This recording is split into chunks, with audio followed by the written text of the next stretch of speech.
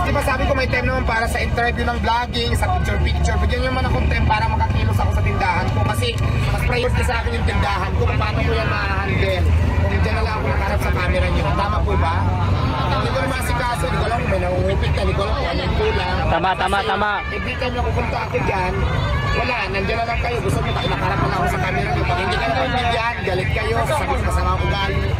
Nakapukas ako sa tindahan ko. Tama. Di ba po sana maintindihan?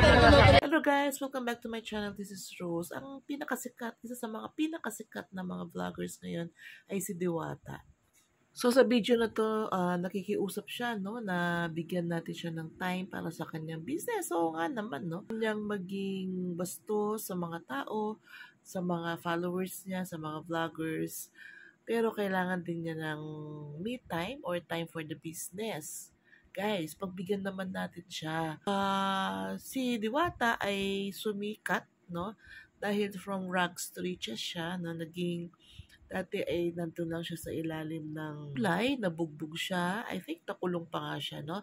Pero ito ay isang proof, no, na we cannot stay down there below. No? We can have time, we can have the chance or the opportunity to go up. Na lahat tayo may pagkakataon na umangat sa buhay. Wag lang tayong nawalan ng pag-asa. Pero tiyaga lang, wag matakot, no, sa mga opportunities. Sabi nga nila, strike while the iron is hot. Kapag may opportunity, as long as it is not masama, sky is the limit. Kaya natin yan. All we have to do is to do our best. Take the opportunity. Gawin natin ang best natin. And of course, prayer. Isa pa guys na natutunan ko sa buhay ko is always be ready kung kailan darating yung mga opportunities na yan. Para pag dumating ang mga opportunities na yan, tayo ay ready para gampanan ang mga roles and functions na kasama dun sa opportunities na yun.